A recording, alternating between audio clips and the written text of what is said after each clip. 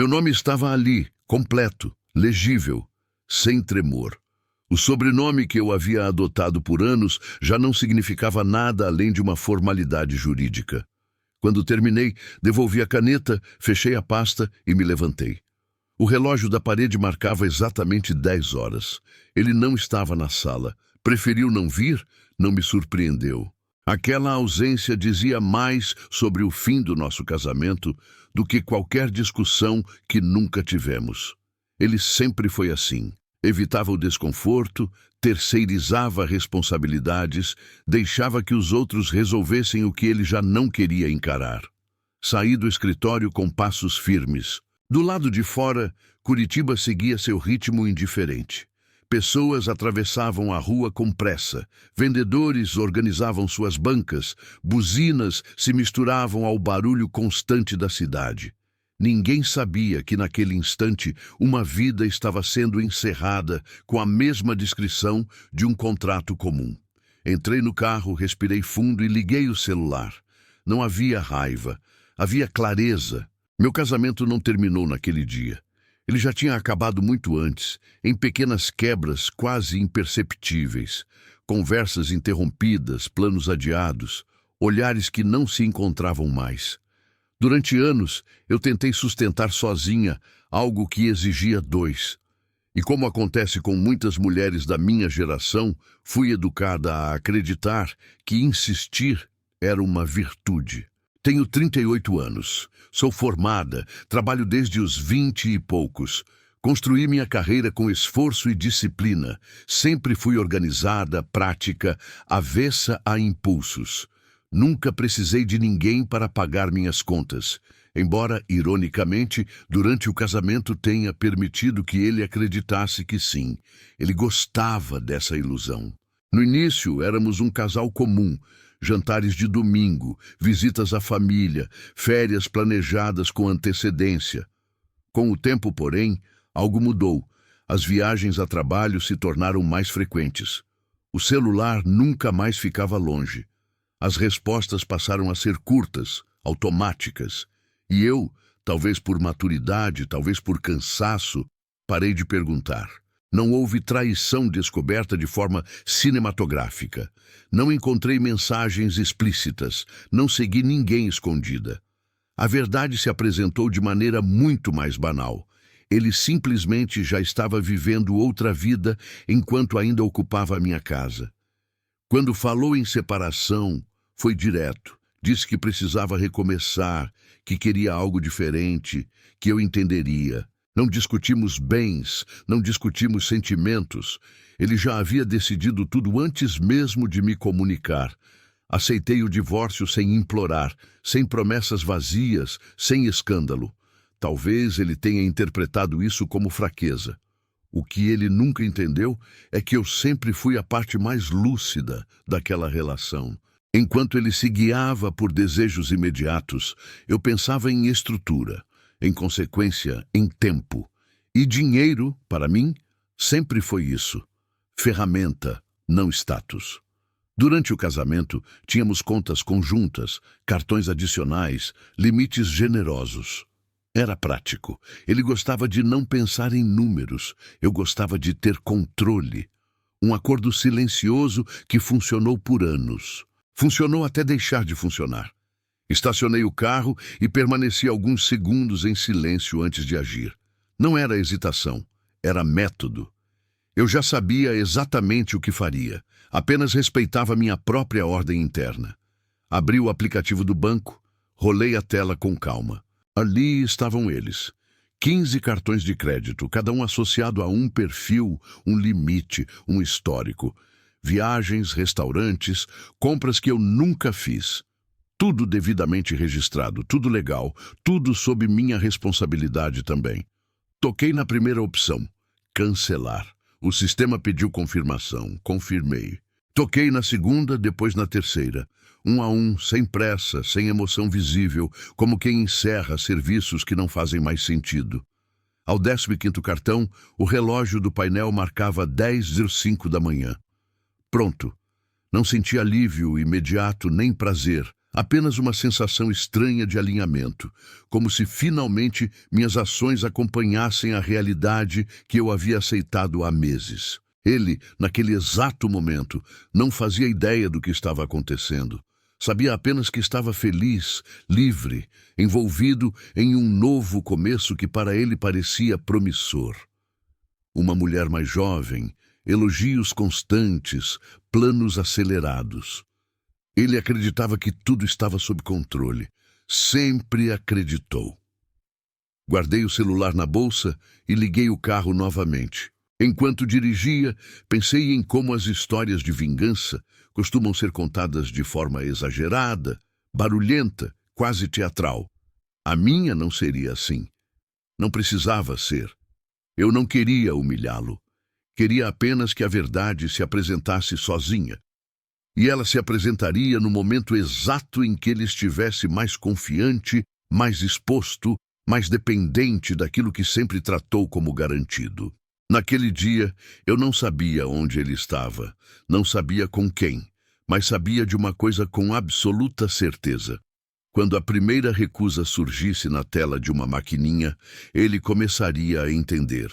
E tudo o que viria depois não exigiria mais nenhuma palavra minha. Eu aprendi cedo que dinheiro não é sobre luxo, é sobre margem, sobre não precisar pedir, sobre dormir sem sobressaltos. Cresci vendo mulheres fortes sustentarem casas inteiras, enquanto fingiam fragilidade para manter a paz. Aprendi com elas a fazer contas em silêncio e a guardar o que ninguém percebe. Quando nos casamos, eu já tinha minha carreira estabilizada. Não era rica, mas era consistente. Pagava minhas contas, planejava férias com antecedência, evitava parcelamentos longos. Ele vinha de uma família onde o dinheiro sempre circulou como promessa, nunca como estrutura. Gastava com a confiança de quem acredita que amanhã alguém resolverá. No começo, isso não foi um problema. Pelo contrário, havia uma leveza sedutora naquela despreocupação. Eu organizava, ele desfrutava. Um equilíbrio que parecia funcionar. Quando juntamos as finanças, fizemos do jeito mais simples. Conta conjunta para despesas, cartões adicionais para facilitar o dia a dia, limites altos para emergências, ele dizia. Eu concordava porque emergências não me assustam quando posso prevê-las. O tempo passou, as despesas aumentaram, restaurantes melhores, hotéis mais caros, presentes que não cabiam na rotina que levávamos antes. Eu via os extratos. Ele não. Às vezes comentava com cuidado. Ele ria, dizia que eu me preocupava demais. Talvez eu me preocupasse mesmo. Preocupação, para mim, sempre foi uma forma de cuidado. Com os anos, percebi que ele confundia acesso com posse. Porque o cartão estava na carteira dele, ele acreditava que o dinheiro também lhe pertencia. Não entendia limites como responsabilidade, mas como obstáculo. E eu, por muito tempo, aceitei ser o amortecedor entre o desejo dele e a realidade. Não estou dizendo que ele era irresponsável em tudo. Trabalhou, teve sucesso, construiu uma imagem sólida, mas nunca gostou de lidar com consequências. Sempre houve alguém, eu, o banco, o futuro, para absorver o impacto. Quando o distanciamento começou, eu já tinha ajustado pequenas coisas, reduzi limites, separei reservas. Não por desconfiança explícita, mas por intuição. Há um momento em que o corpo percebe antes da mente. Eu sentia que precisava de chão firme. A conversa sobre o divórcio veio como um comunicado. Ele falou em tom neutro, quase corporativo.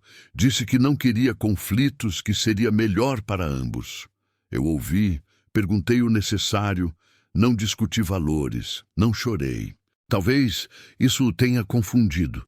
Depois vieram as informações que não me foram ditas diretamente. Uma amiga comentou sem maldade, um conhecido mencionou algo em um jantar. Aos poucos ficou claro que havia outra pessoa, mais jovem, entusiasmada, encantada com o que ele oferecia.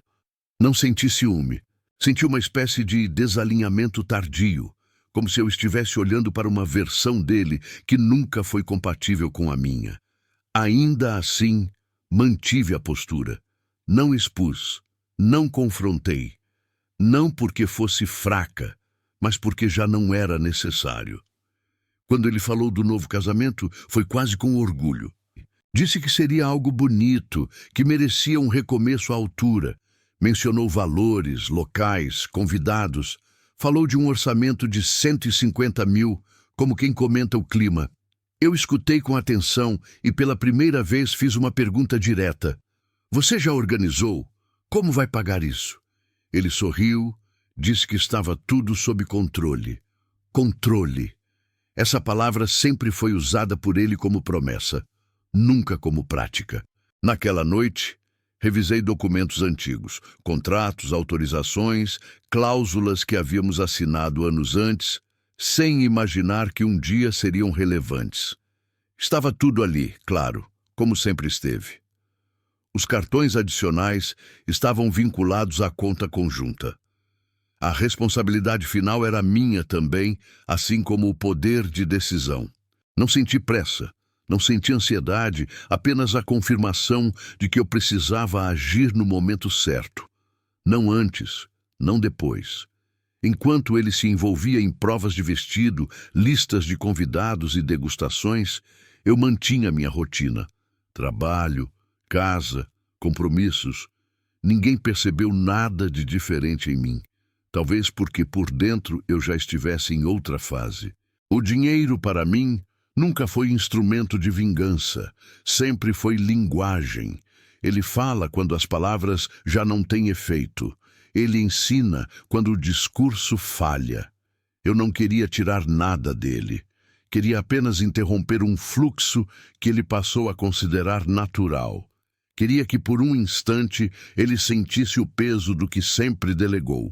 No dia em que assinei o divórcio, eu já sabia exatamente o que faria em seguida. Não como retaliação, mas como ajuste, como quem fecha uma torneira que ficou aberta tempo demais.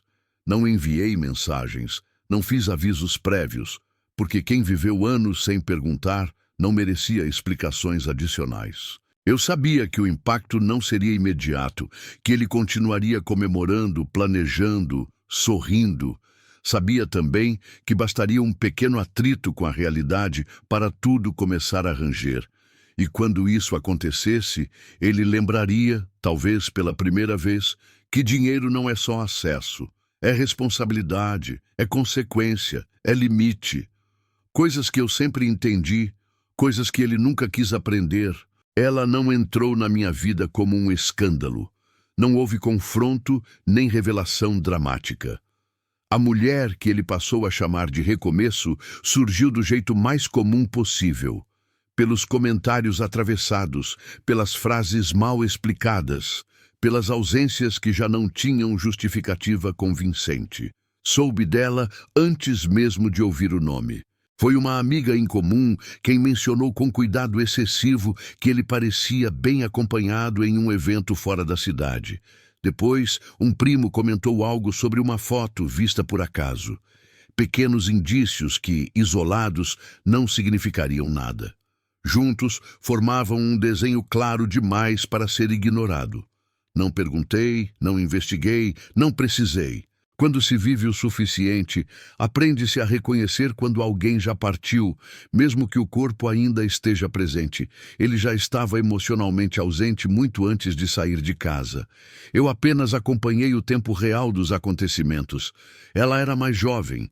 Isso ficou evidente desde o início, não apenas pela idade, mas pela forma como falava do futuro, como se tudo fosse novidade.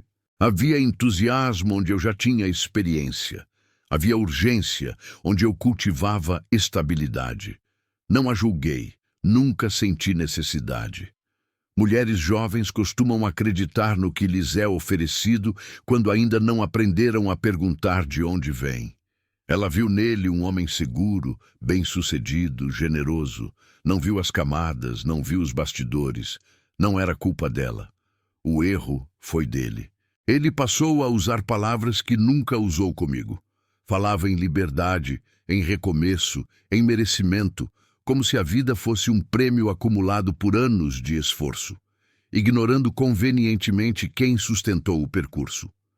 Quando finalmente confirmou que estava em outro relacionamento, fez isso como quem comunica uma mudança logística. Disse que não queria me magoar, disse que precisava ser honesto, disse que a decisão já estava tomada. Eu ouvi tudo em silêncio. Não chorei, não perguntei quem ela era, não pedi explicações. Apenas perguntei quando ele pretendia formalizar o divórcio. Essa frieza pareceu incomodá-lo mais do que qualquer acusação possível. Talvez ele esperasse um confronto, uma reação, algo que justificasse sua narrativa de libertação. Mas não dei a ele esse conforto. Com o tempo, a relação deles deixou de ser um segredo mal disfarçado. Ele passou a aparecer em eventos com ela, amigos comentavam, a família dele evitava o assunto, como se o silêncio pudesse reorganizar a realidade. Eu observava à distância, com a mesma atenção com que sempre observei as finanças da casa. Não por apego, mas por clareza. Há coisas que precisam ser compreendidas antes de encerradas. Quando ele falou em casamento, foi quase triunfante. Disse que seria uma celebração bonita, que merecia algo especial depois de tudo o que havia passado. Falou da felicidade dela, da empolgação dos planos. Não mencionou em nenhum momento o impacto disso sobre mim, porque para ele eu já era passado, resolvido, arquivado. O que ele não percebeu é que eu nunca estive em disputa. Não concorri com ela. Não me comparei. Eu estava em outro lugar, um lugar onde as decisões são tomadas com antecedência, não no impulso. A forma como ele falava dela revelava mais sobre ele do que sobre ela. Ele precisava daquela admiração. Precisava ser visto como alguém que oferecia algo novo, excitante. Talvez tenha confundido paixão com reconhecimento.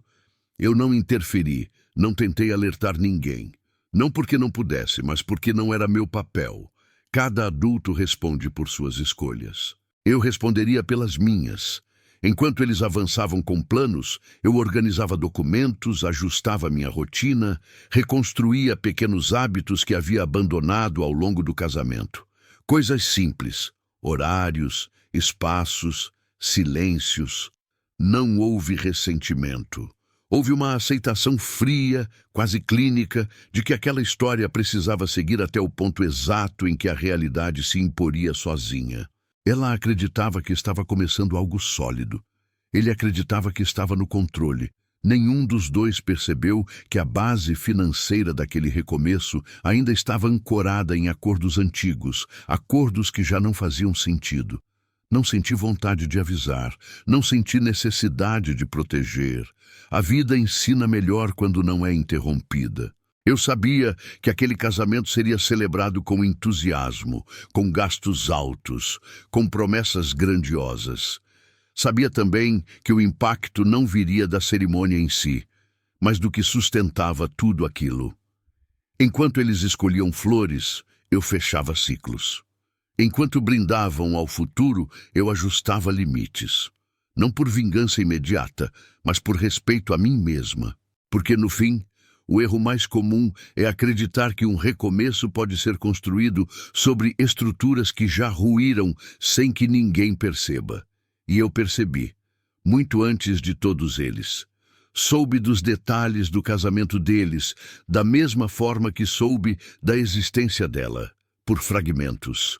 Comentários soltos, informações ditas sem intenção, conversas interrompidas quando eu me aproximava. Nada direto, nada oficial. Como se todos à volta tentassem preservar uma normalidade que já não existia.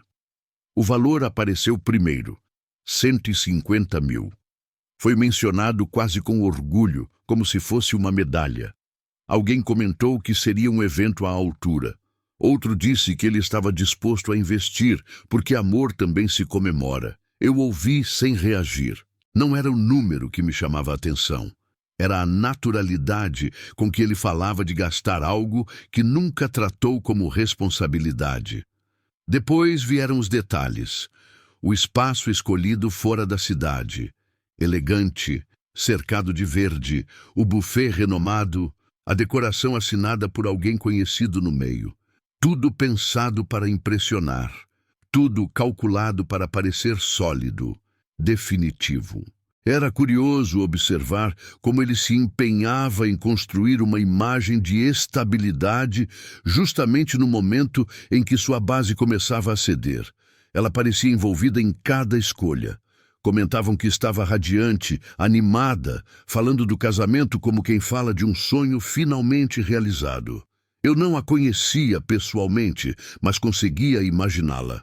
Alguém que acreditava estar entrando em uma vida organizada, confortável, protegida. Talvez estivesse, talvez não. O que ninguém parecia considerar é que aquele casamento não era apenas um evento social. Era uma afirmação pública, uma tentativa de mostrar que tudo estava bem, que a decisão de sair do casamento anterior tinha valido a pena, que não havia perdas, apenas ganhos. Eu continuei minha vida. Trabalho, compromissos, almoços rápidos, noites silenciosas. Não acompanhei preparativos, não quis saber datas exatas, não fazia diferença. O que importava já estava definido. Houve um momento, porém, em que ele me ligou. A ligação foi breve e objetiva. Queria confirmar um detalhe burocrático relacionado ao divórcio. Falou com a mesma tranquilidade de sempre, como se estivéssemos resolvendo algo trivial. Antes de desligar, comentou quase por reflexo que estava numa fase boa, que o casamento seria em breve, que estava tudo organizado. Eu respondi apenas, que bom. Ele pareceu satisfeito com isso. Talvez tenha interpretado como aceitação plena. Talvez tenha pensado que eu realmente não me importava. E não me importava mesmo, mas não do jeito que ele imaginava. Na semana que antecedeu o casamento, as informações se intensificaram. Fotos do local circulavam, comentários sobre convidados, sobre o vestido dela, sobre o clima de celebração. Tudo muito visível, muito compartilhado. Era como se eles precisassem que o mundo inteiro assistisse. Eu observava com a distância de quem já saiu da plateia. Não havia inveja, havia análise. Cada detalhe confirmava algo que eu já sabia. Ele estava gastando, como sempre fez, com confiança excessiva e pouca consciência. O casamento aconteceu em um sábado, um dia claro, bonito, daqueles que parecem feitos sob medida para fotografias. Soube que o evento foi impecável. Música bem escolhida, comida farta, convidados elogiando. Ele sorria, ela sorria. Brindes, abraços, promessas. Enquanto isso, eu estava em casa, sozinha. Não por solidão, mas por escolha. Preparei algo simples para o jantar, organizei alguns papéis, li algumas páginas de um livro que havia deixado de lado há meses. Não senti necessidade de acompanhar nada em tempo real. Não precisei imaginar cenas. O importante não estava no que acontecia ali, mas no que viria depois. Sabia que naquela noite ele se sentiria vitorioso, aliviado, convicto de que havia tomado a decisão certa. Casamentos têm esse efeito. Suspendem a realidade por algumas horas, criam uma bolha onde tudo parece possível. O problema das bolhas é que elas sempre estouram. Na manhã seguinte ao casamento, acordei cedo. Não por ansiedade, mas por hábito. Preparei café, revisei alguns e-mails, organizei minha agenda da semana. Tudo normal, tudo silencioso. Ele ainda estava envolto em comemorações, em mensagens de parabéns, em fotos que continuavam sendo publicadas. Ainda não havia percebido nada, ainda se sentia seguro. O que ele não sabia, e não tinha como saber, é que aquela celebração havia sido construída sobre um fluxo que eu já tinha interrompido. Que a estrutura que sustentava aquele estilo de vida não estava mais disponível. Não naquele formato, não daquele jeito. O casamento de 150 mil foi para ele o ápice. Para mim foi apenas a confirmação de que o momento estava correto. Não há satisfação em ver alguém cair quando se age por impulso. mas há uma estranha serenidade em observar as consequências quando se age com precisão. E eu havia sido precisa. Enquanto ele comemorava o início de uma nova vida, eu encerrava com calma os últimos ajustes da antiga, sem pressa, sem aviso, sem necessidade de aplausos, porque algumas quedas não precisam de empurrão, basta que o chão deixe de sustentar. Voltei ao escritório do advogado alguns dias depois do casamento. Não havia pressa, mas havia um cronograma a cumprir. Documentos finais, registros, confirmações, coisas que não aparecem nas fotos, mas determinam tudo o que vem depois. A sala era a mesma, o ar-condicionado um pouco forte demais, o cheiro neutro de papel e café frio. Sentei-me na cadeira de sempre, coloquei a bolsa ao lado e ouvi as instruções finais com atenção. Nada ali era novo para mim. Eu já tinha lido cada linha antes de estar sentada naquela mesa. Assinei novamente, rubricas, confirmações, datas. A caneta pesava menos daquela vez, talvez porque agora não houvesse mais expectativa envolvida. Era apenas encerramento, um ato administrativo que confirmava algo que já estava resolvido dentro de mim. O advogado perguntou se eu precisava de algo mais. Balancei a cabeça negativamente, agradeci, levantei-me e saí.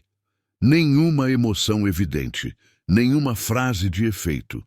No elevador, enquanto descia, sentia apenas uma coisa: foco. Não era raiva, não era tristeza, era a tranquilidade de quem sabe exatamente o que vai fazer a seguir. Quando as portas se abriram no térreo, já peguei o celular. Entrei no aplicativo do banco com a mesma naturalidade de quem confere o saldo antes de sair de casa. Não havia pressa, não havia dúvida, tudo estava onde eu deixara. Os 15 cartões ainda apareciam ali, ativos, silenciosos, aguardando uso. Cada um representava não apenas um limite financeiro, mas uma extensão da confiança que eu havia concedido durante anos.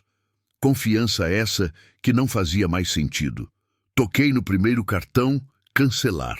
O aplicativo pediu confirmação, informou que a operação era irreversível. Li com atenção, como sempre faço, e confirmei. O sistema processou a solicitação em segundos. Um cartão a menos. Passei ao segundo, depois ao terceiro. Entre um cancelamento e outro, não pensei nele, não pensei nela. Pensei apenas em coerência, em alinhar a realidade jurídica à realidade prática. Não havia motivo para manter ativos os instrumentos que já não correspondiam à minha vida. Ao quinto cartão, lembrei vagamente de uma viagem que ele havia feito anos antes, do jantar caro que eu nunca frequentei, do 10º sendo parcela de uma compra que eu só descobri meses depois. Cada clique encerrava não apenas um serviço, mas uma fase. No 15º cartão, o aplicativo exibiu a mensagem de confirmação final. Fechei a tela e bloqueei o celular. Tudo havia sido feito de forma correta, legal, definitiva. Não senti triunfo, senti encerramento. Saí do prédio e caminhei alguns minutos antes de entrar no carro. O dia estava comum demais para um momento que para muitos seria considerado extremo. Pessoas conversavam no celular, atravessavam a rua, reclamavam do trânsito. A vida seguia, indiferente à reorganização silenciosa que eu acabara de promover. Ele, naquele instante, ainda não sabia de nada. Provavelmente estava envolvido em compromissos pós-casamento, viagens curtas, almoços com familiares. Talvez estivesse exibindo a nova aliança, recebendo cumprimentos. Tudo normal, tudo dentro do roteiro que ele havia imaginado. Eu não interrompi isso, não enviei mensagens, não fiz avisos. Porque não se avisa alguém quando se fecha uma conta que já não lhe pertence. Passei o resto do dia trabalhando, reuniões, e-mails, decisões. Minha mente estava clara, não havia distração. Talvez porque finalmente eu não estivesse carregando mais responsabilidades que não eram minhas. À noite, preparei algo simples para jantar. Comi em silêncio, lavei a louça, assisti um pouco de televisão sem realmente prestar atenção. Tudo parecia absurdamente normal. Era exatamente assim que eu queria. Eu sabia que o impacto não seria imediato. Cartões não são usados a cada minuto. Às vezes passam horas, até dias, antes que alguém perceba uma recusa. Mas quando percebem, não há como ignorar. Sabia também que a primeira reação dele seria confusão, depois irritação, por fim, tentativa de contato. Ele sempre seguiu essa ordem quando algo saía do controle. Eu estava preparada para todas as etapas. Não emocionalmente, isso já havia sido resolvido, mas logisticamente, tudo estava documentado, tudo estava respaldado. Não havia nada ilegal, não havia nada impulsivo. O que havia era consequência. Fui dormir cedo naquela noite, dormi bem, sem sonhos agitados, sem pensamentos recorrentes. Acordei no dia seguinte com a sensação rara de leveza, aquela que só aparece quando não há mais pendências invisíveis. Em algum momento daquele dia, em algum lugar da cidade ou fora dela, ele tentaria pagar algo, um almoço, um hotel, um serviço qualquer. E pela primeira vez em muitos anos, ouviria a palavra recusado. Não por falha do sistema, não por engano, mas porque o tempo do acesso irrestrito havia acabado. E eu não precisaria dizer absolutamente nada para que ele entendesse. Ele percebeu no meio de algo banal. Não foi num grande momento, nem diante de todos. Foi em uma situação pequena demais para ser ignorada. Tentou pagar o almoço, soube disso mais tarde pela ordem dos acontecimentos que ele mesmo reconstruiu quando me ligou dias depois. Um restaurante comum, nada sofisticado. Ele pediu o prato habitual, conversava distraído, ainda envolto naquela sensação de vitória que casamentos recentes costumam provocar. Quando a maquininha voltou, houve um segundo de silêncio. Pode tentar de novo, ele disse com a segurança de quem nunca ouviu um não. A atendente tentou outro cartão, depois outro. A recusa se repetiu. Não houve constrangimento imediato, apenas confusão. Ele riu, fez uma piada qualquer, tirou mais um cartão da carteira. O quarto, o quinto, o sexto. Todos recusados. Foi ali que algo mudou. Não de forma dramática, mas perceptível. Um desconforto discreto, um ajuste de postura, um silêncio que se alongou um pouco demais. Ele pagou com um cartão que não era adicional, um limite menor que raramente usava, e saiu do restaurante com um sorriso levemente desalinhado. Naquele dia, tentou justificar o ocorrido como falha pontual. Banco, sistema, acaso. Não me ligou, não quis parecer precipitado. Ele sempre acreditou que as coisas se resolvem sozinhas quando se finge normalidade. À noite, porém, tentou novamente. Um pedido simples, algo rápido, nova recusa. Depois outra. A sequência começou a desenhar um padrão impossível de ignorar. Foi quando ele entendeu que não era um erro. Tentou acessar o aplicativo do banco. As notificações estavam lá, claras, objetivas. Cartão cancelado. Uma após a outra, 15 vezes a mesma informação. 15 confirmações silenciosas de algo que ele nunca imaginou que eu faria. Não ligou naquele momento. Primeiro veio a incredulidade, depois a irritação. Por fim, a necessidade urgente de resposta. Ele precisava entender, precisava de uma explicação que reorganizasse a realidade. Eu já esperava por isso. A ligação veio no dia seguinte, cedo. O nome dele apareceu na tela do celular enquanto eu tomava café. Não atendi. Não por jogo, apenas porque ainda não era necessário. Algumas horas depois, recebi a mensagem. Era curta, direta, quase agressiva, mas contida. Ele perguntava o que estava acontecendo, dizia que havia um problema sério com os cartões, exigia uma explicação. Li sem alterar a expressão. Coloquei o celular sobre a mesa e terminei o que estava fazendo. Só depois voltei à mensagem. Não havia pressa. Ele já estava no lugar exato onde eu precisava que estivesse, sem controle. Respondi com calma, uma única mensagem, sem ironia, sem emoção. Escrevi: que os cartões haviam sido cancelados após a assinatura do divórcio, que a partir daquele momento não fazia mais sentido manter acessos vinculados a uma conta conjunta, que já não existia como projeto de vida. Acrescentei que tudo havia sido feito dentro do que estava previsto nos documentos. Nada além disso. Enviei. Não esperei resposta imediata, mas ela veio. Primeiro, uma sequência de mensagens rápidas, perguntas, tentativas de negociação, argumentos sobre compromissos assumidos, sobre gastos já planejados, sobre situações delicadas. Eu li tudo, não respondi. Depois veio a ligação. Atendi dessa vez. Ele falou rápido, como sempre fazia quando perdia o controle. Disse que eu não podia ter feito aquilo sem avisar, disse que ele estava passando vergonha, disse que havia despesas pendentes, compromissos em andamento. Falou do casamento, falou dela. Eu ouvi até o fim. Quando ele fez uma pausa, falei apenas uma coisa. O divórcio também foi sem aviso. Houve silêncio do outro lado. Não o silêncio da raiva, mas o da compreensão tardia. Ele tentou dizer algo, mas a frase não se completou. Pela primeira vez em muito tempo, ele não tinha uma resposta pronta. Expliquei com a mesma frieza com que sempre tratei assuntos importantes, que não havia nada a ser discutido, que o acesso havia terminado junto com o vínculo, que eu não estava retirando nada dele, apenas interrompendo algo que não era mais coerente. Ele perguntou o que deveria fazer. Respondi que isso já não era mais um problema meu. Desliguei. Não senti satisfação imediata. Não era isso. O que senti foi uma espécie de silêncio interno, como se uma tensão antiga tivesse sido dissolvida sem alarde. Não houve gritos. Não houve ameaça.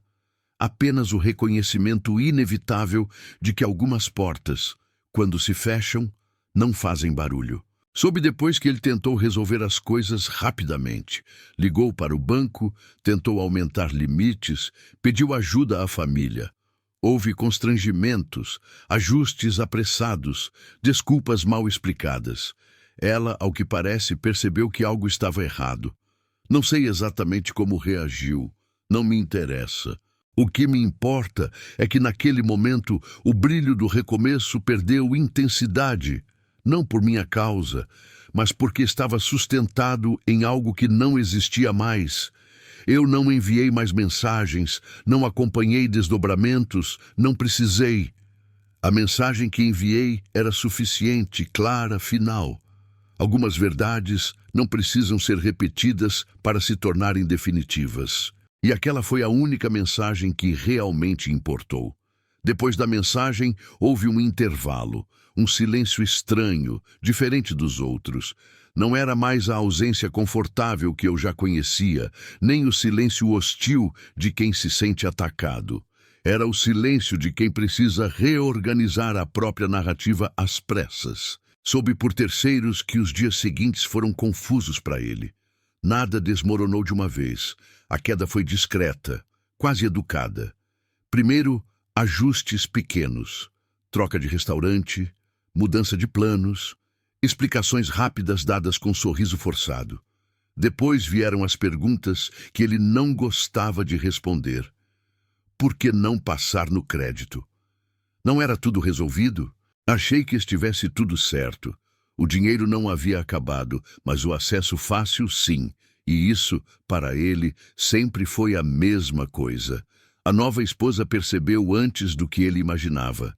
Não porque fosse interesseira, mas porque a rotina revela o que a festa esconde. A vida a dois começa quando as contas chegam, quando escolhas precisam ser feitas, quando o conforto deixa de ser automático. Ela começou a fazer perguntas sobre limites, sobre despesas, sobre como funcionavam as coisas antes. Perguntas legítimas que qualquer pessoa faria.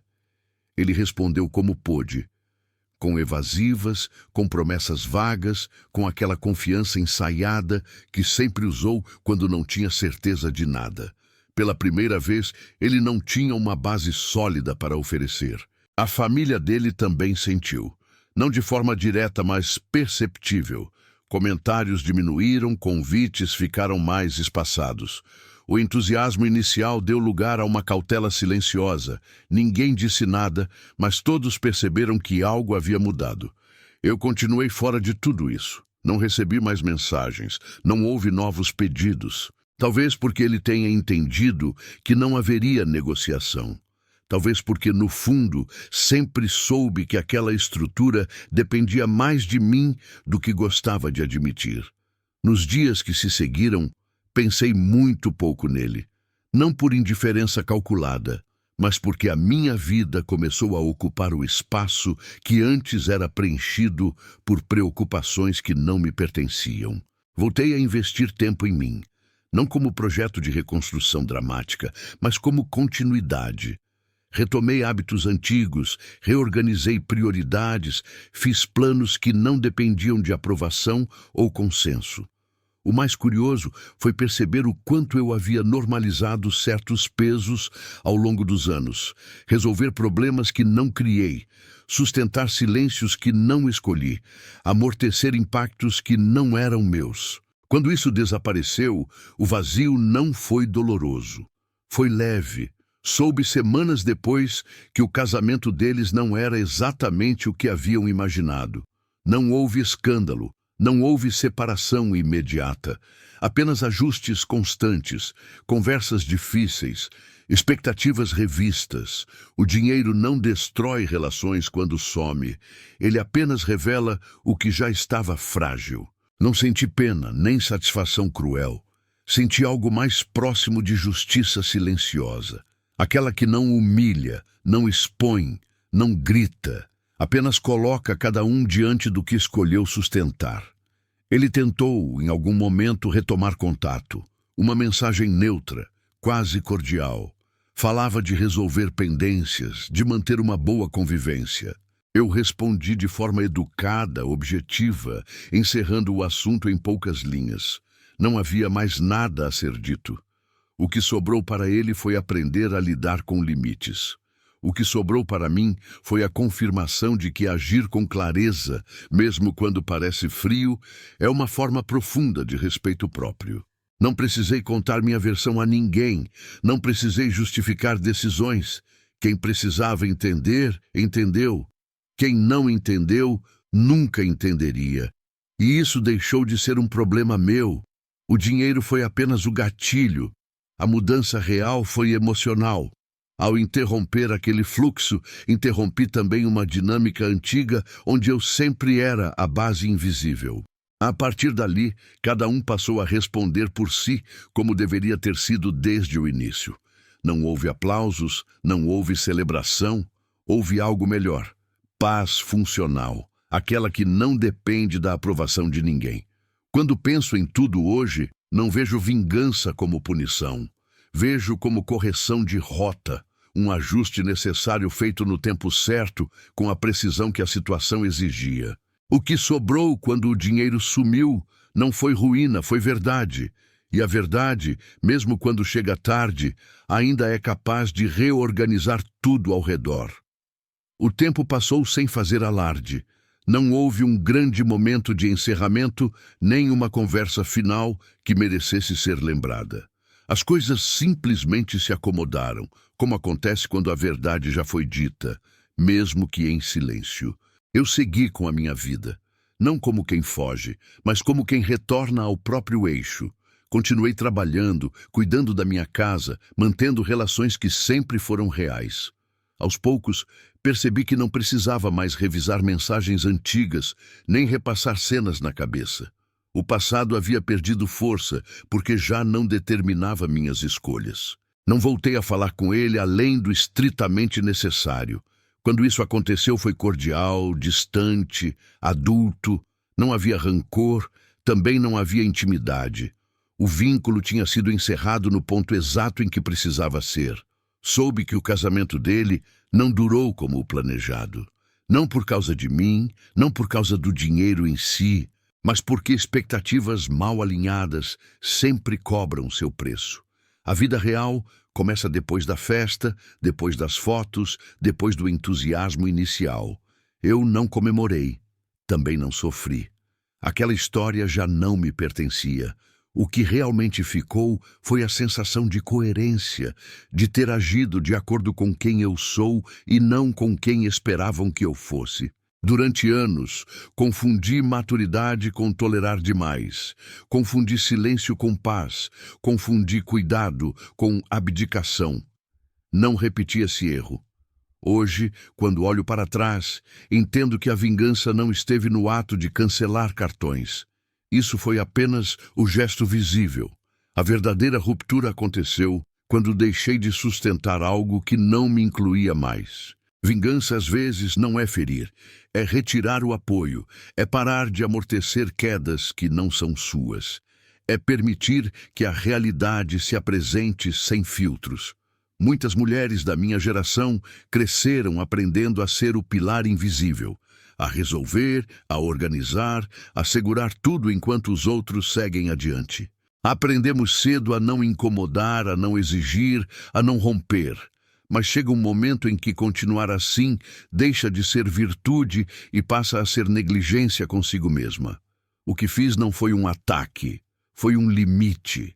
E limites, quando bem colocados, não precisam de explicação longa, eles se sustentam sozinhos. Depois de tudo, me permiti algo que nunca tinha feito com seriedade, pensar no futuro sem considerar o impacto disso sobre outra pessoa. Não por egoísmo, mas por equilíbrio. Planejei viagens, aceitei convites, reorganizei prioridades. Conheci histórias de outras mulheres, algumas no Brasil, outras em Portugal, na França, na Alemanha. Mulheres que ouviram relatos parecidos, que viveram variações da mesma dinâmica, que sustentaram mais do que deveriam por tempo demais. Percebi que essa não era apenas a minha história, era uma história comum, atravessando culturas, gerações, fronteiras. Talvez você que está ouvindo agora esteja em Porto Alegre, em Salvador, em Fortaleza. Onde quer que esteja, algumas coisas são universais. Respeito, autonomia, clareza. Não se trata de punir alguém, trata-se de não se abandonar. Se essa história te trouxe alívio, reflexão ou mesmo desconforto, talvez ela tenha cumprido seu papel. Histórias assim não existem para entreter apenas. Elas existem para lembrar que escolhas têm consequências e que adiar limites também é uma escolha. Hoje, quando penso naquele dia, não lembro do casamento de 150 mil, nem da mensagem, nem do momento em que ele congelou. Lembro da tranquilidade com que fechei ciclos que já não faziam sentido. O alívio que veio depois não fez barulho, mas foi profundo. Se você chegou até aqui, agradeço por me ouvir. Se essa história se conectou com a sua, deixe um comentário. Compartilhe se sentir que pode ajudar alguém a enxergar com mais clareza. E se quiser continuar ouvindo histórias reais, maduras e humanas como essa, considere se inscrever. Às vezes, tudo o que precisamos é saber que não estamos sozinhas. Seja no Brasil, em qualquer cidade, onde alguém esteja neste momento repensando os próprios limites. Obrigada por estar aqui. Obrigada por escutar até o fim.